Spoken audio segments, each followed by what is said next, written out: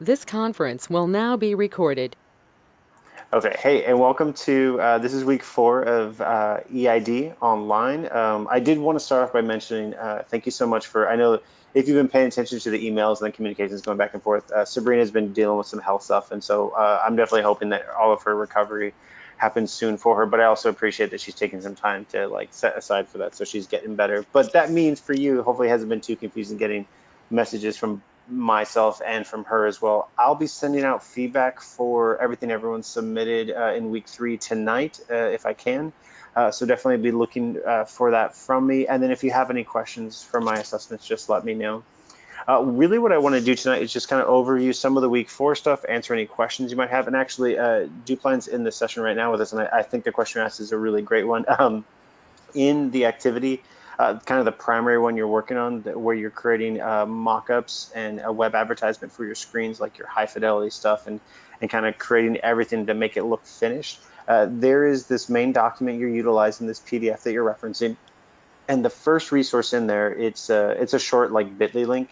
Uh, it actually is to an entire folder of resources, and it's kind of chunky. It's like 3.9 gigabytes. So you could download the whole thing, sift through what you want, and then use one thing in particular. And what I'd recommend though is that's kind of big. I necessarily wouldn't keep all those around. I'd find the one I like. If you look at, and I'll just point out a few examples from in there.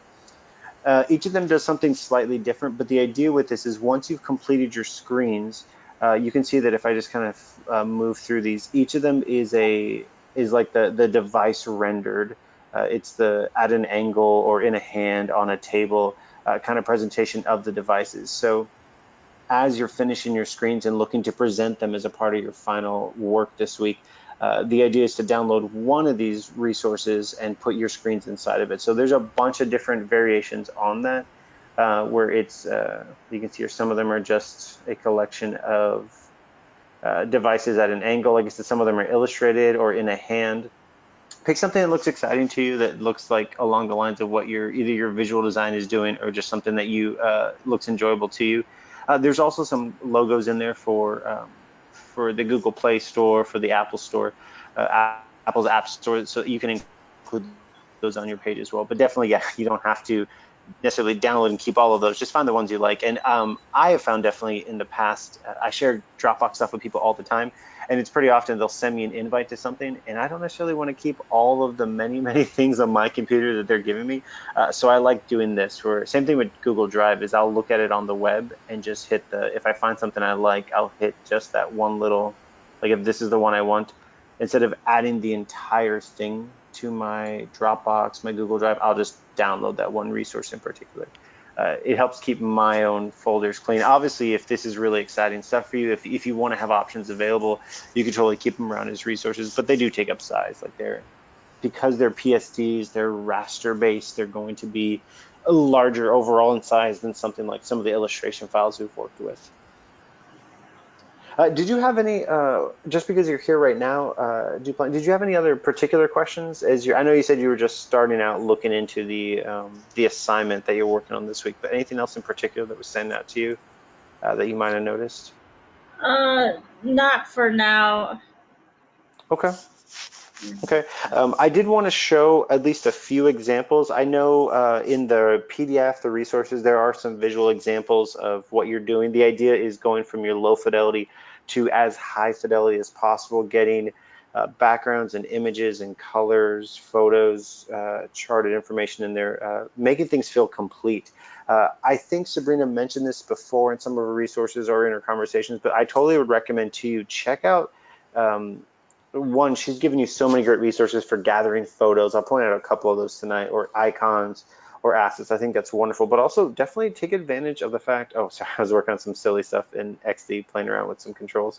Um, uh, if you open up Adobe XD and you click on the add-ons under UI kits, if you haven't already taken advantage of the many great resources that Adobe's putting together that are part of UI kit, some of it really simple, like having this like blue wireframe UI kit, or having some like very specific things related to watch OS or the dashboard. What I like about the fact that they're putting together all these freely available resources is there's pieces from here that I can utilize in my own work. So for example, If we look at something really simple, I'm going to open up that Adobe Wires one. I have that on my machine. And what I like about that particular resource is as I'm working, if there's something that I'm trying to lay out, if there's a piece of information I haven't really kind of figured out, it's not really working for what I'm doing, this is a great place where I can go to. And it's not so that I'm stealing from it. It's not so that I'm being lazy. It's more of, oh, there's some pieces I'm forgetting. Like say I'm making a messaging platform as one of my screens.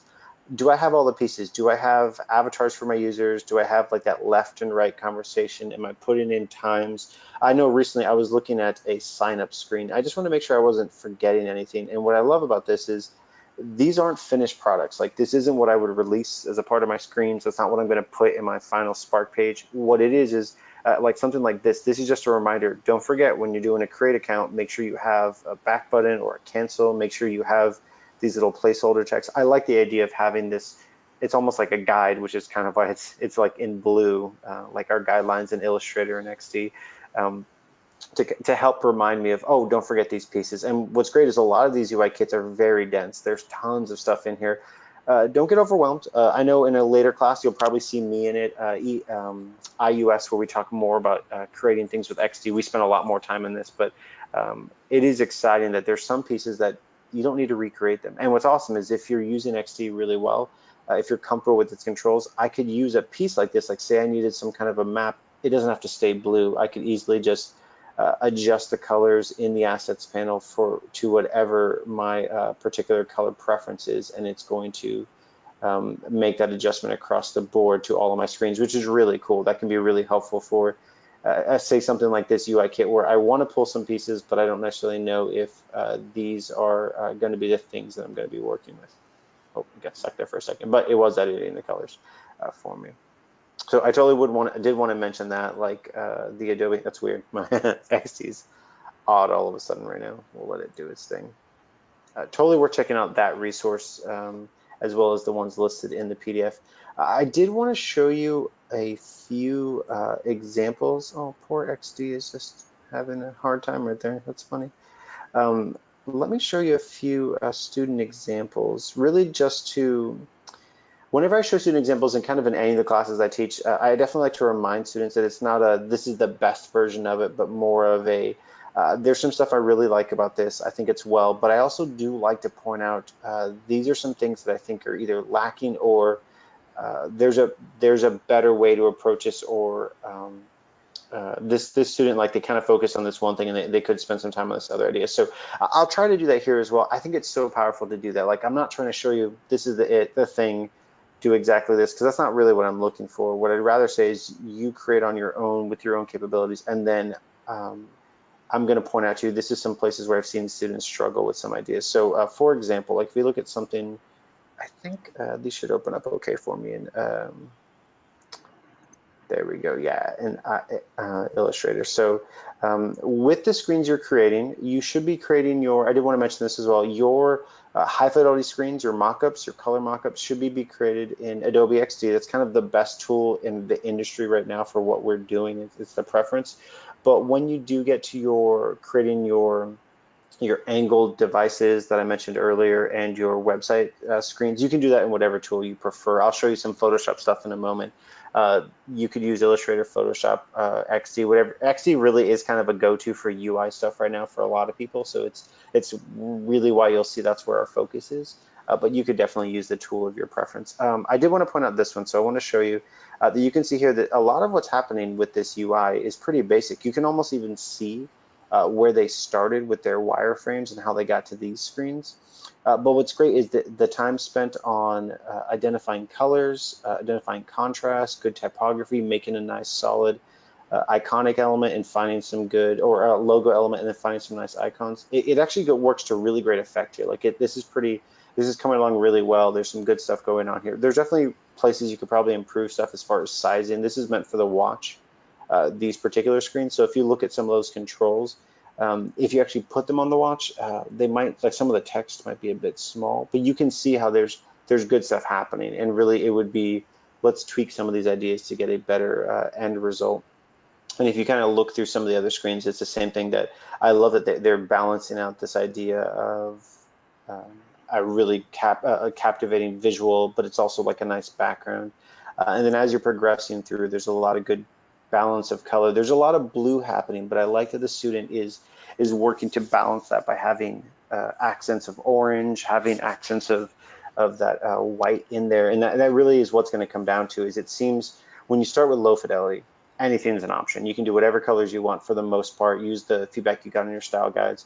Um, but as you start to apply more colors and add more content in, it really does become a thing where you have to start paying attention to that. I did want to show you, there was another one I wanted to point out. I think it's this one right here, where too much color, if it's not balanced, you can immediately feel like, oh, it's overwhelming. Like it's such a quick thing without even zooming in almost. You can see where, like this photo, the photo on its own, if I moved all the other content away, there's nothing wrong with this particular graphic here, but notice how if I remove this, oh, there's a better possible option for this screen that isn't so much green happening. There's a lot of great stuff happening too, but definitely this is a photo where I'd say, oh, what can we do that's going to create a bit more contrast and not be overwhelming with the green? And one thing you'll notice is when you do that, when you have something that is so overpowering, look at how you lose some of the greatness of these really pop colors. Like these colors right here are really wonderful. That orange, that green, and they accented with that gray, but you lose all that when you have such a bright or a contrasting background in front of it, or something that really kind of blends with it. What are your thoughts on stuff like that, Duplan? How do you feel as far as confidence, comfort working with XD and kind of as you're choosing colors and working through things? I actually love XD. That's Still fantastic. learning, Yeah. yeah, but I'm enjoying it, and um, so easy to work back and forth. Editing photos somewhere else like Photoshop and then bringing it there. That ability to have that color just update through all those artboard It's is awesome. Yeah, it's so amazing. Like I wanted to point out, this is another student's, and you can see here on this assets panel, which you enable by pressing that button there. If anyone forgot, or going to assets, they don't really have much setup in the assets panel, but all it takes is a simple, like if I select one object that has the color and I add it, now every time that it sees that color on my interface, I'll be able to edit that. And it's so great because what that does, I like to think of it, it's why I like to work at low fidelity often, and then I'll go add all my colors, is I can spend all my time getting my content, my structure, my navigation, everything in place. And then I go and add color. And if I make the wrong choice, like if I pick this crazy green or whatever, like there's a really out there color and it doesn't work, or something really too muted, I don't have to feel like I need to fight it across 30 screens. Instead, I'm making this global change where it's pretty easy to tell that really, I love this idea. It's part of this terminology that's coming into play much more often in our industry called design systems, where we want everything to feel consistent across many screens.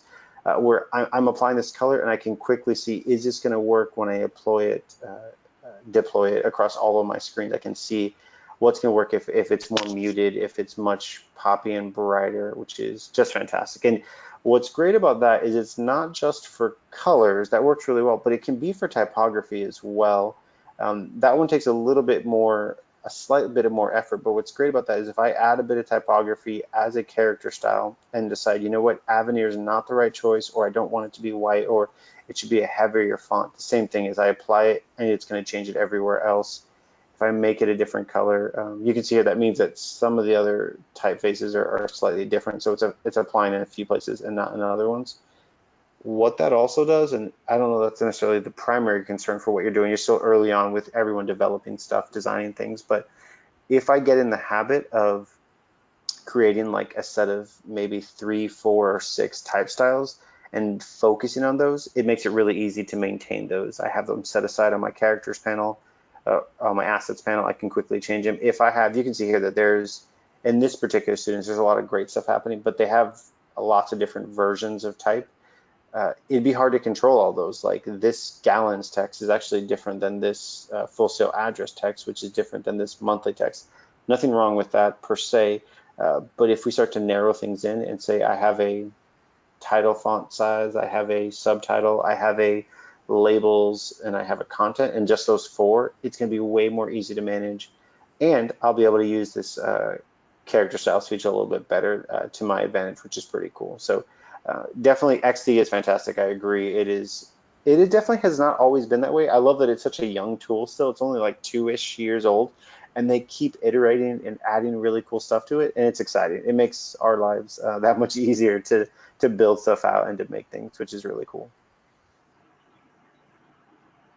All right, so the next thing I wanted to discuss, really just to kind of spend a little bit of time in Photoshop. I know we don't get to do too much of that in kind of the work you've been doing so far, but I do want to talk about it a little bit just because it can be such a powerful tool.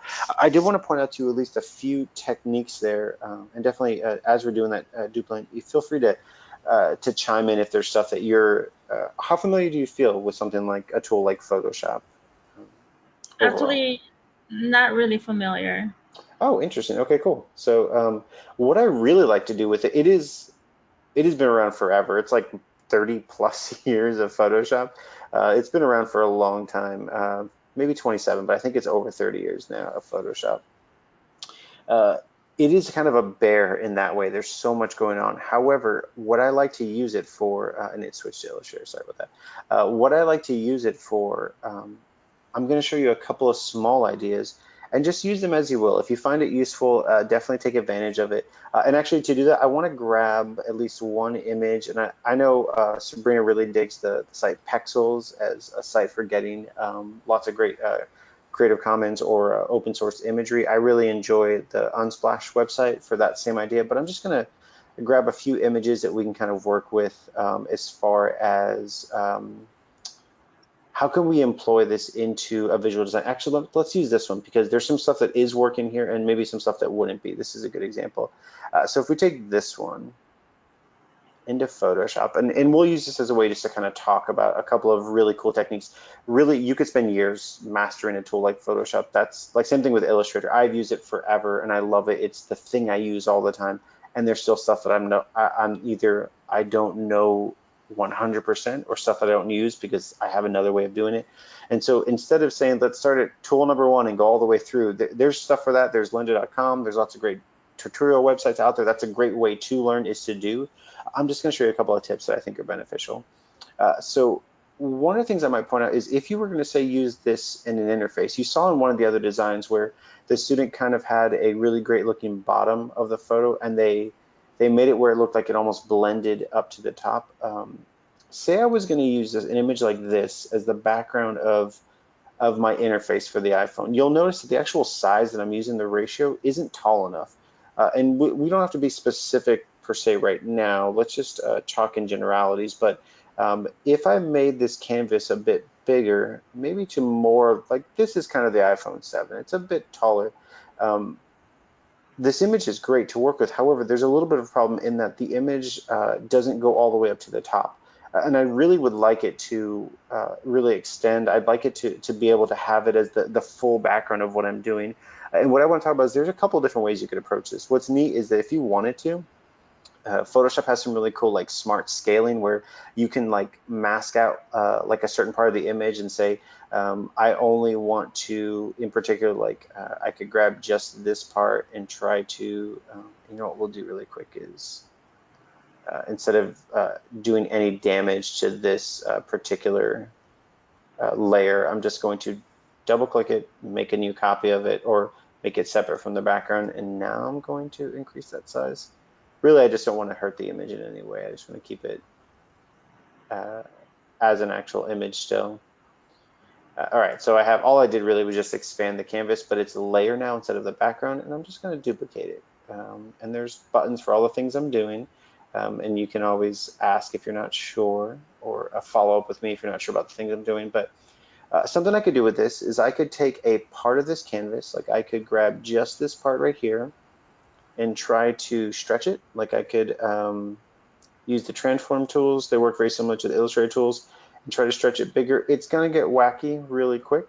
Like you'll notice like what is happening there. What's nice is like there's actually some cool stuff Illustrator does where I'm sorry, Photoshop does where you could actually set a point on your as you're scaling.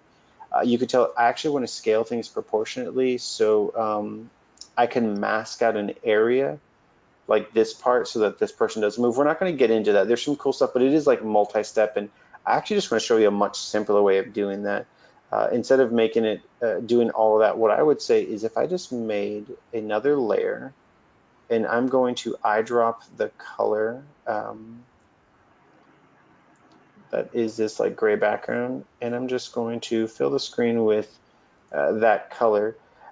What I can do is I can actually just either mask it or blend out this background so that it only fills a certain part of my screen. So you can see by just doing that, like all I'm doing is, and what's cool is like the thing I'm showing you right now is I'm doing it in Photoshop because I want to show you other stuff here, but you can actually do this exact thing in Adobe XD. It has gradients, and you could eyedrop and do a gradient, and so it might be the tool to use if you feel more comfortable there. But um, this simple idea of like I have a photo that doesn't fill the whole canvas, and if I do a quick eyedrop and fill it in, there's a bunch of different ways you could approach this, but like this is such a simple way to say, cool, I need a larger photo, or I need it to be a whole background.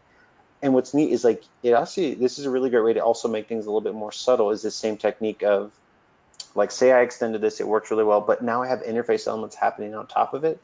Um, and it feels a little too bold of an image. How do I kind of mute it a bit? Do the same thing. Is I could create another layer, I could fill it with a color, and then just change the opacity of that color to half of what it is. And you can see here that it's just muting it out a little bit. It's just make it into the background. What's cool is the same stuff you can do in Adobe XD is you can do opacity with layers, and you can kind of mute things out a little bit. Instead of making, I use this color at eyedrop, but you could also just make it a black instead. And that's that way you've seen before where people kind of put a mute over the top of, or kind of dim out a background a little bit so it doesn't feel overpowering to the interface.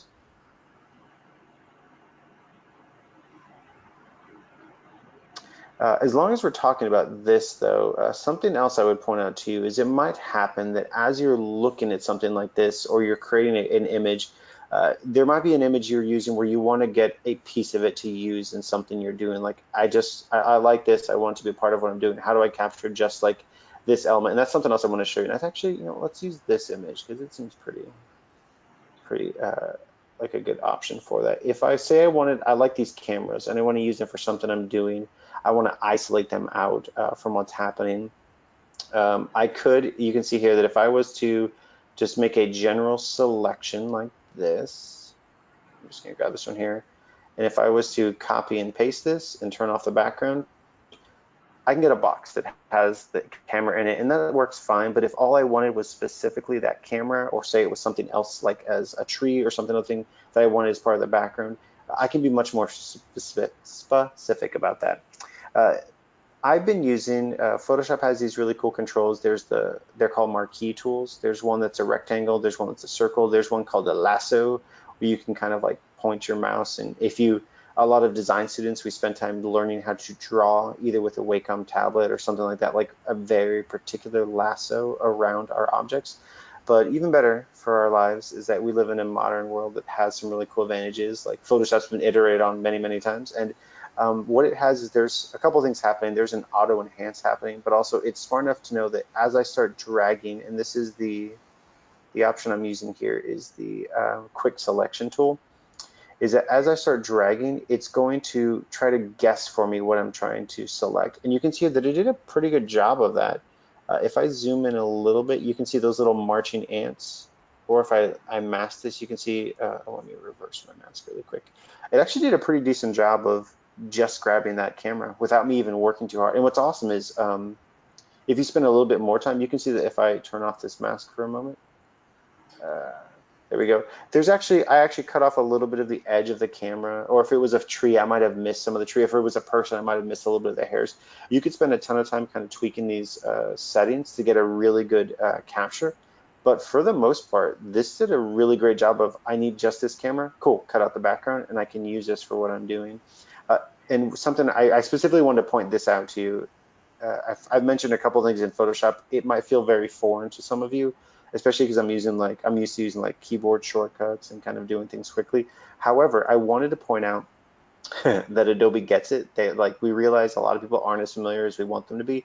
And so this right here is, if you roll over pretty much any tool in the panel here on Photoshop, if you roll your mouse over, it gives you the name. If you leave your mouse there, it shows you an image. And if you leave your mouse there longer, it actually shows you a quick little video of how to use this tool. And if you go to the Learn How, there's videos, there's tutorials, there's like interactive walkthroughs. They're going to guide you through a lot of these. So pretty much anywhere you're in the interface and you're like, I know he mentioned something about doing something, but I don't remember what he pressed. There's probably something that's going to guide you along the way. Like I was pressing the eyedropper, I was pressing the zoom in, I did a gradient. You could just roll your mouse over to the gradient tool and it shows you, by the way, you click this and you drag from one point to another and it uses your colors there. And if you weren't sure, you could, there's a good help section here too. But I love that they have these really nice tooltips built into the side menus of, like I said, the people that are creating Photoshop realize that there's a steep learning curve that needs to be addressed that they're trying to help users out with.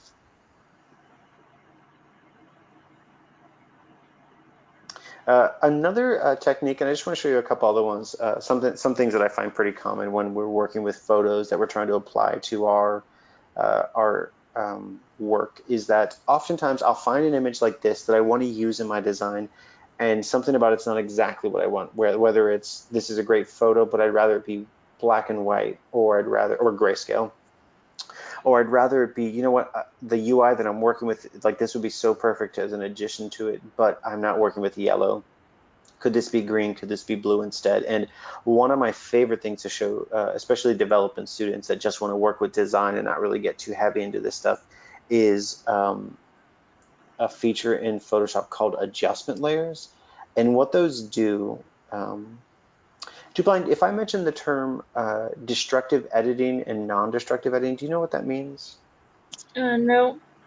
Okay, so I actually even have talked about it in what we've been talking about. I haven't really paid it, like pointed it out, but when we work with tools, like say we work with something like Adobe XD, I'm just going to pull up a screen here really quick. Sorry, let's see this one. So if I was to create something in Adobe XD, you do know the difference. If I mention a term like raster versus vector, you do understand that term, right? No, sorry. That's okay. So if we work with raster graphics, that is something that is pixel based. That means there are a limited number of pixels in it, i.e. something I might see in Photoshop, say this image right here. This image was captured with a camera of cameras. I know it's kind of Inception, but someone took a photo of these cameras. It is a raster based photo, meaning that I can make it only so big. If I try to make it bigger than what it is, like if I look at the image information, this image is 600, I'm sorry, it's 60 megabytes, so it's kind of chunky in size. It's 72 resolution, which is, we don't have to get into specifics if you're unfamiliar with that, or if you have forgotten some of those ideas. But the main thing I want to point out is if I was to zoom in on this image at some point, like it looks really good, and on your screen it's kind of smaller, so probably it still looks really sharp and clean.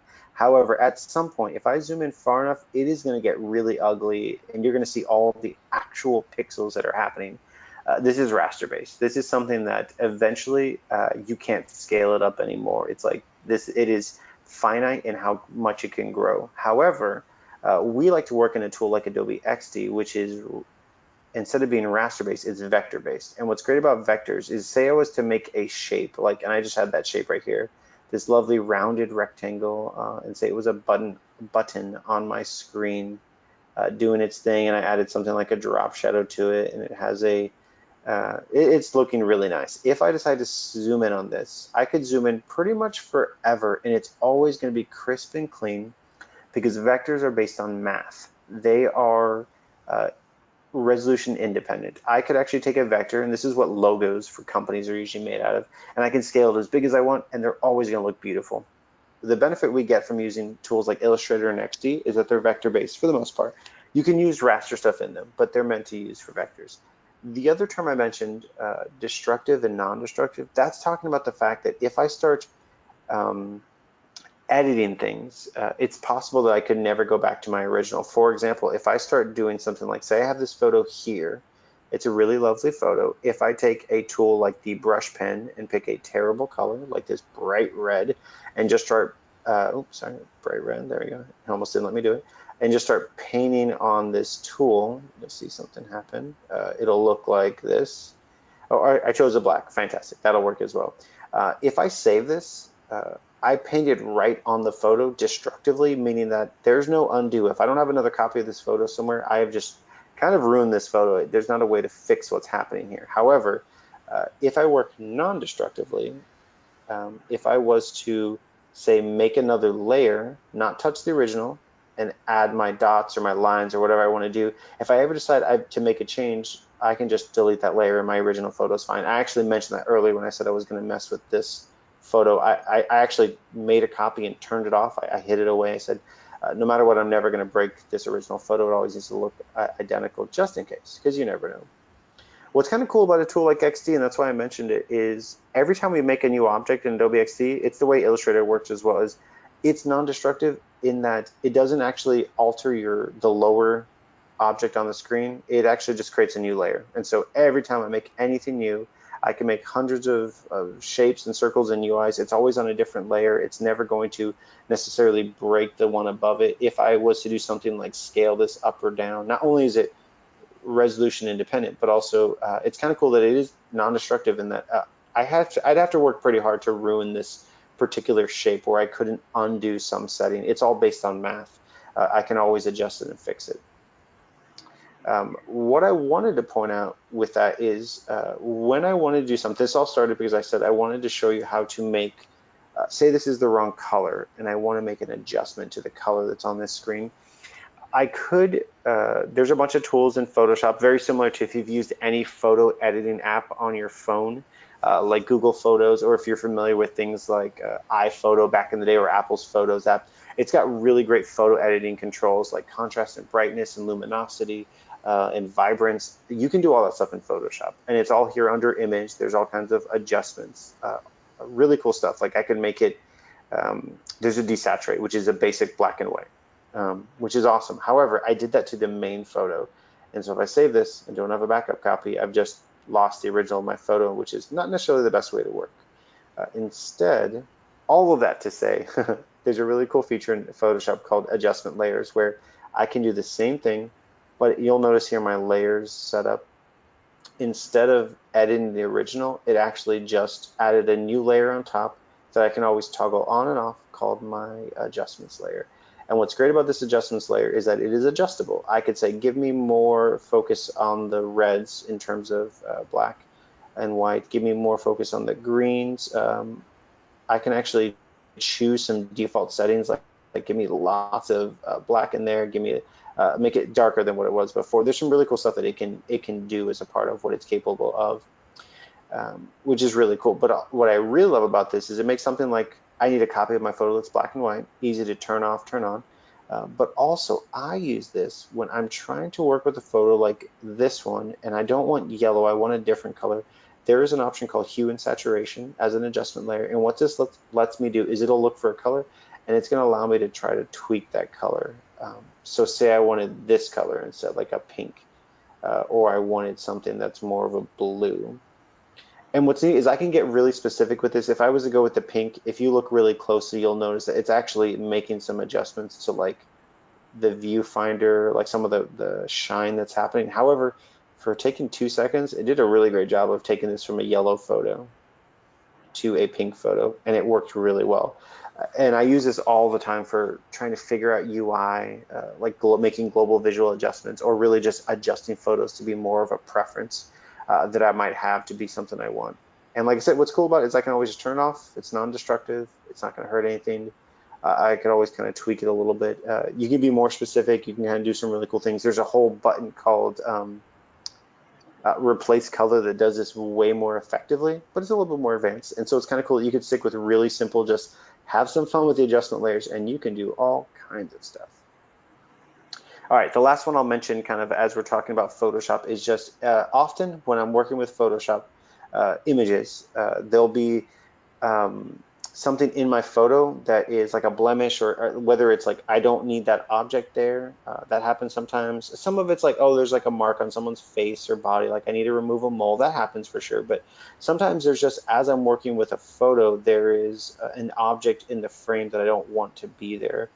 And so I'm looking to see if there's one that we could kind of pick. Oh, you know what? Let's do this one. That would be great.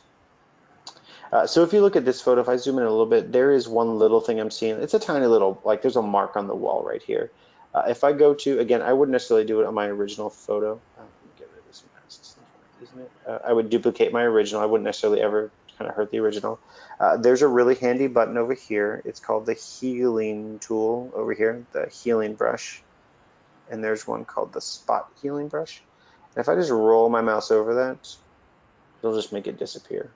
And what's awesome is like the first versions of that, like way back in the day with Photoshop, were kind of not that great. And so that's why there's a bunch of different versions here. There's like the content aware, oh, I'm sorry, there's the patch one and the healing brush. But now we have things like the content aware move tool and the spot healing, which are, they have like uh, AI intelligence built into them. So they're going to look at pixels around you and kind of make suggestions on what you're doing. And so it works really well to the point where, say I didn't want this other camera in here, I could actually it would take a little bit of time, but I could actually get this camera to not be a part of this photo and I could kind of mask it out. And I wouldn't necessarily have to work so hard to get it to not be there. Like it's gonna, like, there'll be some hiccups. Wow, I love that it's taking a second to render that.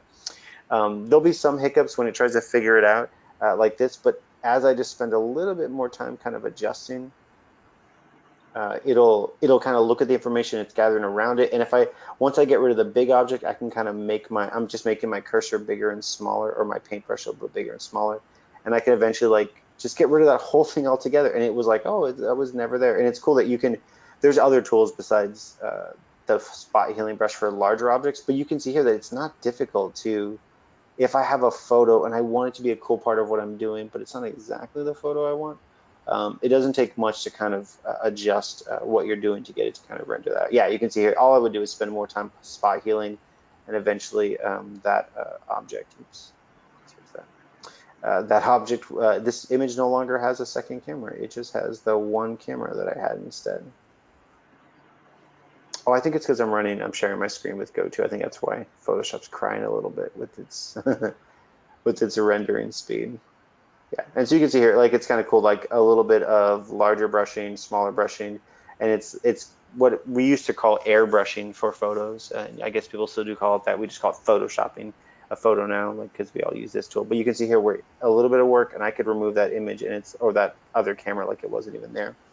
I wanted to point it out from this photo because this is a really great photo, but you know, you could say if I was using this as a part of like maybe an application or something, a design that I'm doing, maybe I don't want these people in the photo right here. Like this is a great entryway looking photo, but maybe I need to put something right there. That's what's great about this particular tool, is it's pretty straightforward on, I'm just gonna make a copy of this one, turn off the original, where I could kind of try to spot remove them, and it should do a pretty good job of getting rid of the people and still keeping the beach and the shore solid. What do you think about that, Deepan? Has there any of the ones I've mentioned, these ideas, like would be useful to kind of the stuff that you're working on? Yes, this would be very useful. Actually, I didn't know about that. Cool. Yeah, it's one of those ones where it's something that I think we've all tried to do at some point on our phones with our photos and stuff. And there's some really cool resources that you do that. But I've definitely found it where I have a photo that I know will be perfect for the composition I'm working on, whether it's for print or for web or for UI. And there's just something a little bit off with it, like the coloring or the lighting, or there's a person in the middle of it. And just being able to quickly remove that is so helpful to make it, we're like, cool, now I can get on to what I need to do with that. All right, so really the last thing I want to show you, I want to show those Photoshop stuff. There's a ton of more things. If you end up working with some of your graphics or photos and you have additional questions, if you get stuck on one of those things, feel free to reach out to me and I can kind of discuss further. We can spend a lot of time going through all the cool stuff with Photoshop, but those are some of the highlights that I think are just really helpful for manipulating and working with photos. The last thing I really want to point out is something we're just talking about as far as the working with the smart objects, working with mockups. So in this activity, there is like we mentioned before, there is this resource file that has a ton of mockups that you can utilize. Some of them are PSD files, and actually that's what I want to show you is a PSD file. And they're basically a way for you to, oh, I'm in the wrong folder there. It is resources, this one, yeah. There we go. Yeah, it is a bunch of resources you can utilize. I want to walk through using one of these just so we can kind of talk about it a little bit. So if I open this up in Photoshop, the way these are built, they're pretty cool. It's, again, non-destructive editing. And what's really awesome about this is it's almost like automation. Someone created this mockup with basically they created, I'm just going to turn off all the layers here so we can kind of talk about this, is pretty much any of these mockups that you download, like these device mockups, what it includes is there's some kind of background element. Maybe it's a gradient, maybe it's a table, maybe it's a hand. There might be some like remove this text before you save your image, or like some instruction text. You can always turn those off. Some of them have like shadows and light sources built in so that there's a little bit of a shine on your devices, which is pretty cool. Like it makes it feel that much more real. And then there's actually the device itself. And the way these are structured is there might be something like the digital, the frame of the device. This one has like a little bit of gloss, like a shine, so it looks like light is coming from the top. There's a little bit of screen, like this one's like this layer is really subtle. It's a little bit of light on the screen. Below that, there's actually the hardware, like the bezel of the device, and then there's the shadow that the device has. So if I turn all those off, you can see it's just the screen, just the shine, just the actual screenshot itself.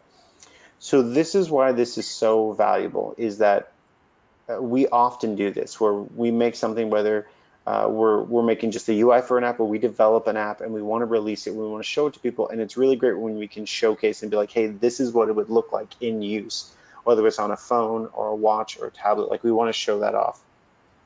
And so the way that these tools work is, instead of us having to individually fight this and like, look at the angle this is at, like it's not necessarily, if I asked you take an image and put it at this angle and put it on a phone, like it's not an easy task. It's a little bit of a skew, rotation, a angle. However, using these templates, our job is really simple. Instead of having to do any of this stuff, we get to use all the built-in stuff, all the built-in layers, and all we would edit is usually, this is the way these are structured, is there something like edit this file or your screen here. And if you double click this, it opens in a separate tab. This is just Creative Cloud asking me about a font. I'm gonna hit no. And this separate tab, and if you look at the file name, it says the other one, this one's it's Nexus 5 mockup.psd, which is a Photoshop document. That's the default extension for Photoshop files. This one is a PSB, and this is the smart object for Photoshop.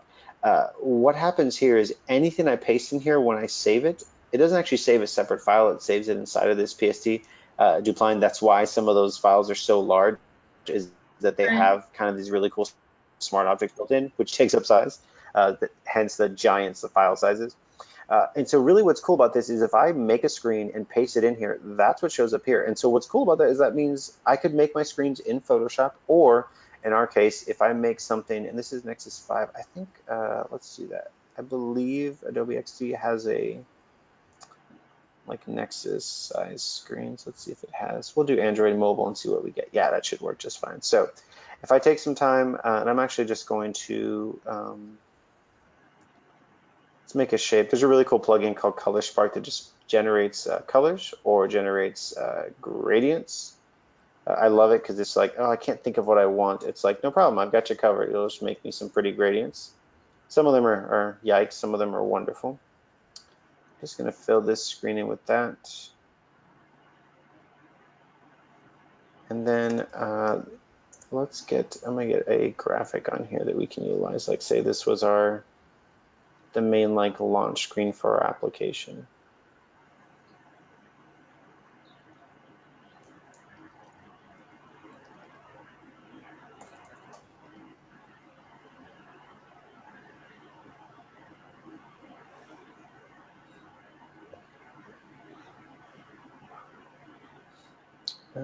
Can we do like, nope, not that one.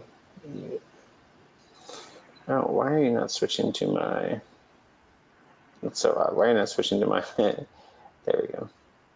So odd.